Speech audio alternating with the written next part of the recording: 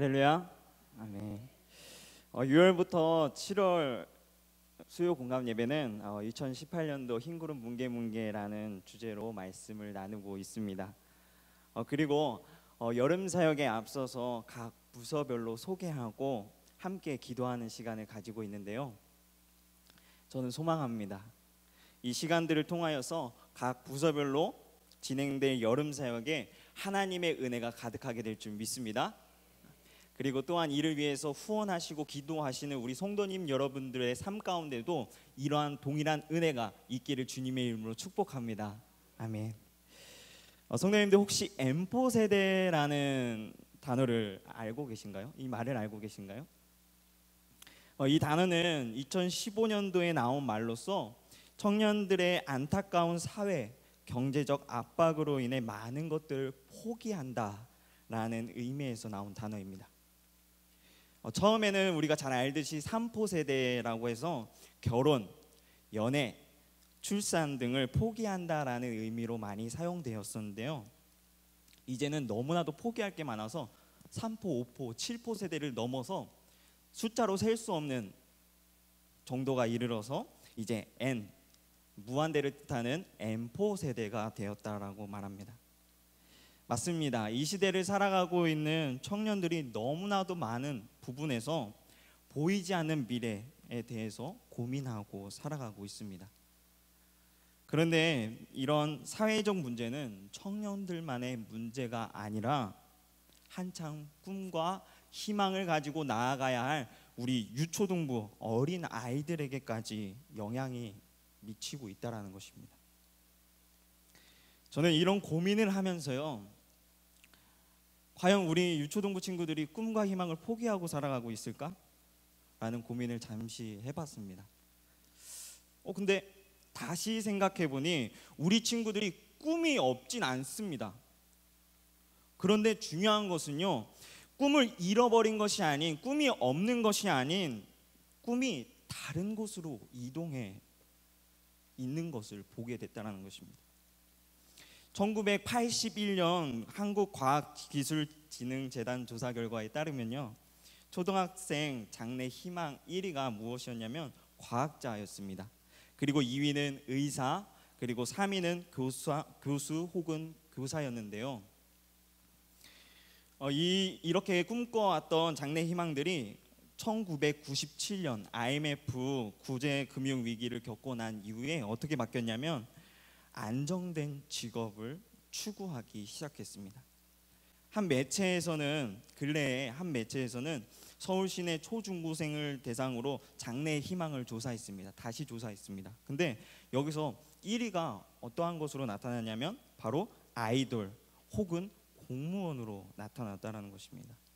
그러면서 왜 이런 직업을, 이런 장래를 희망하게 됐냐고 물어봤을 때 그들은 이렇게 답합니다. 뭐라고 답했냐면 돈도 많이 벌 수 있고 나중에는 먹고 살기 편하니까요. 이렇게 대답을 했다고 합니다. 심지어는 어떤 친구는요, 초등학생 친구가 이렇게 답을 했습니다. 건물주가 되고 싶다고 건물주가 되고 싶다고 까지 말을 했다고 합니다. 저는 이 아티클들을 보면서 장래의 희망을 선택함에 있어서 경제적 조건을 고려하고 그리고 그것들을 통하여서 꿈과 희망을 정하는 것이 나쁘다라고 이야기하는 것이 아닙니다. 하지만 이들이 장래 희망을 선택한 내면 속에 하나님이 주신 꿈을 꾸는 것이 아닌 돈, 권력, 인기, 안정 등과 같은 다른 것들에 마음을 두고 꿈을 꾸고 있다라는 사실을 다시 한번 되돌아봐야 한다는 것을 이야기하고 싶다는 것입니다. 하나님 안에서 꿈을 꾸는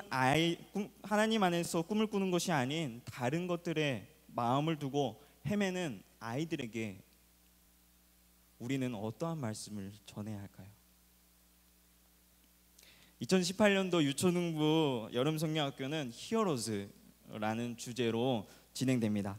어떠한 상황 속에서도 하나님을 바라보는 믿음과 소망을 잃지 않고 살아갔던 믿음의 영웅들을 함께 나눌 예정인데요. 총 4명의 인물이 등장합니다. 첫 번째로는 다니엘입니다. 이 다니엘은 바벨론의 포로의 신분임에도 불구하고 하나님을 향한 신앙을 간직하고 살아간 영웅이었습니다.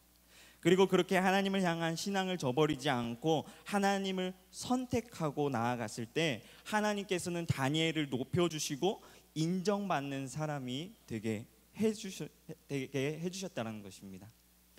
이 다니엘에 대해서 첫 번째로 나누고요. 두 번째로 나눌 인물은 예레미야입니다.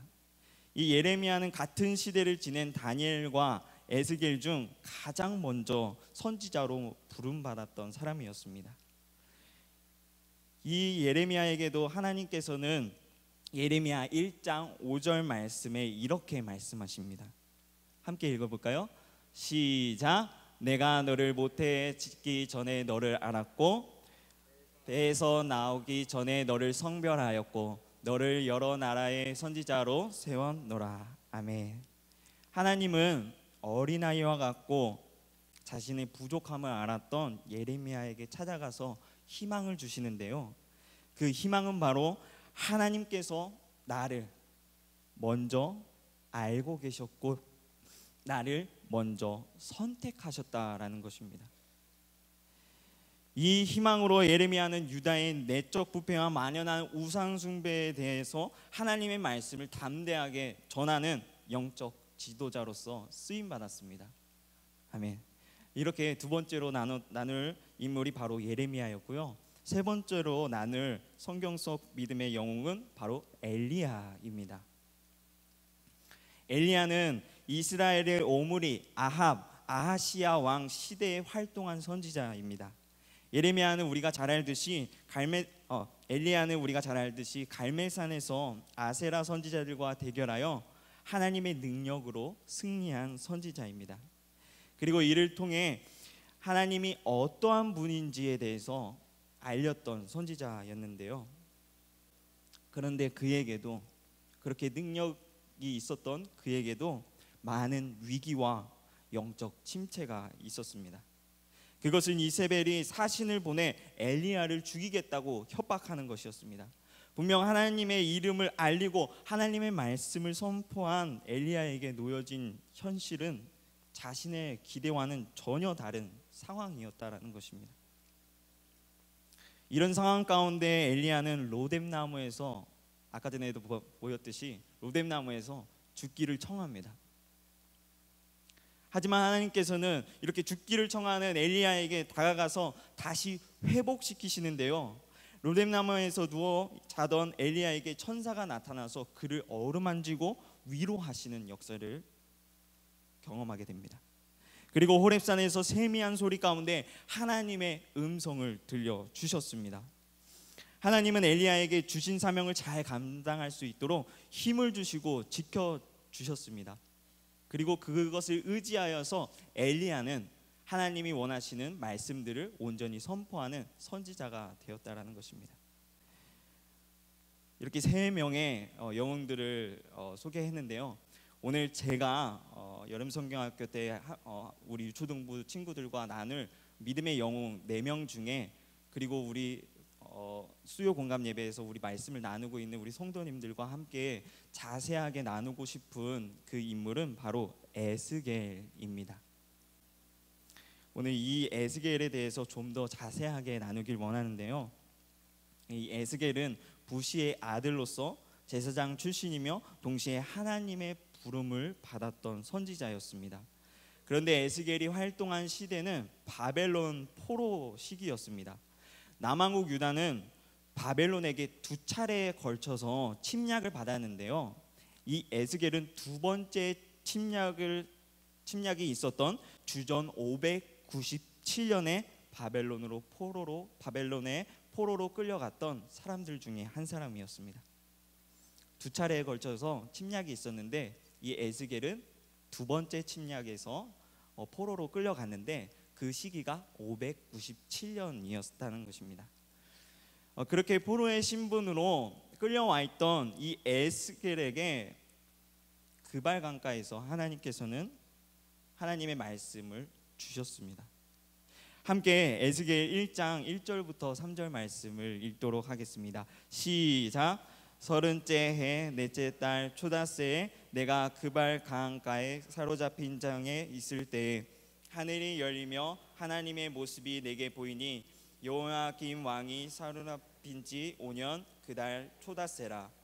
갈대아 땅 그발 강가에서 여호와의 말씀이 부시의 아들 제사장 나 에스겔에게 임하고 특별히 임하고 여호와의 권능이 내 위에 있으니라. 아멘. 에스겔에게 하나님의 말씀이 임했는데요.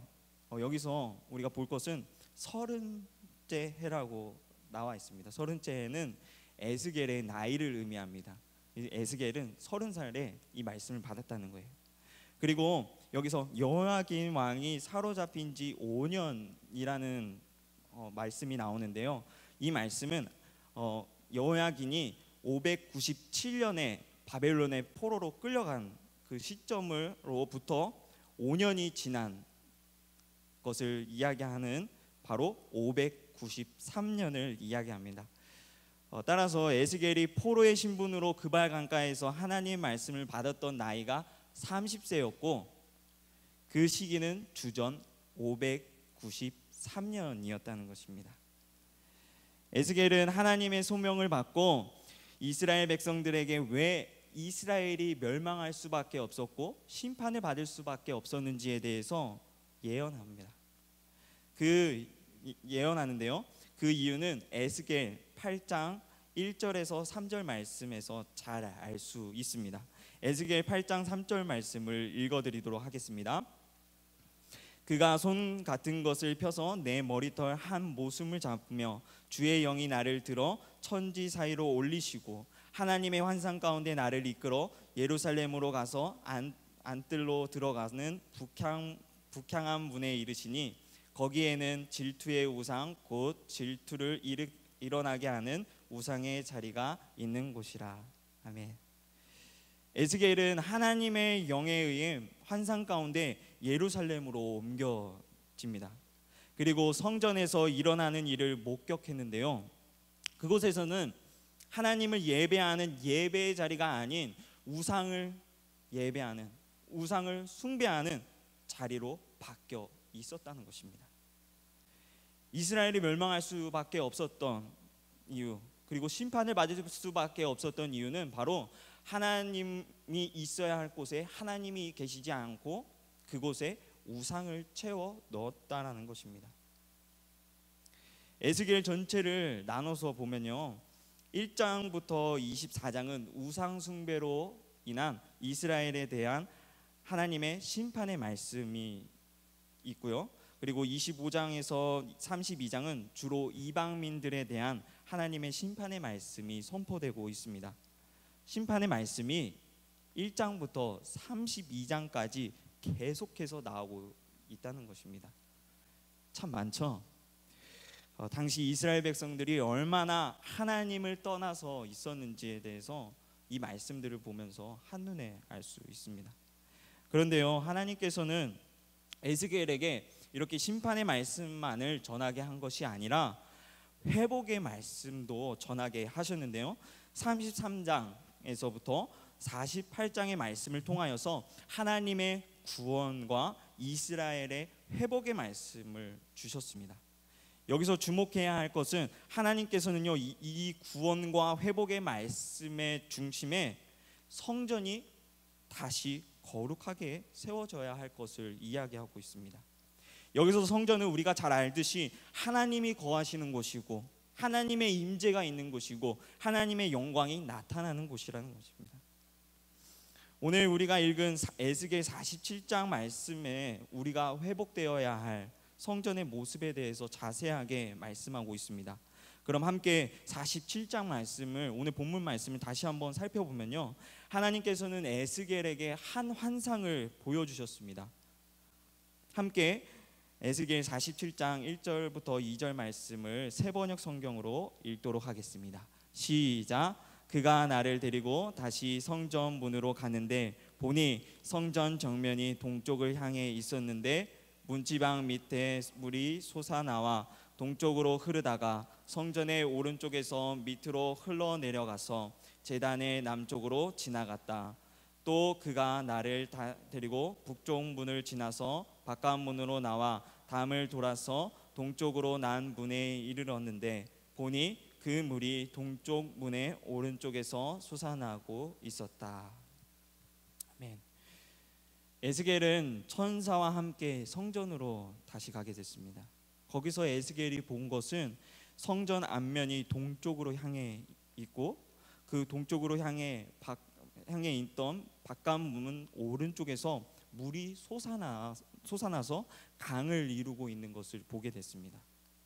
이후에 에스겔에게 천사는 이렇게 말합니다. 손에 줄을 잡고 천척을 가서 그 물을 재어보라고 이야기합니다. 그래서 이 에스겔이 천척을 간 후에 이 물을 건너가 보니 처음에는 어디까지 찼습니까?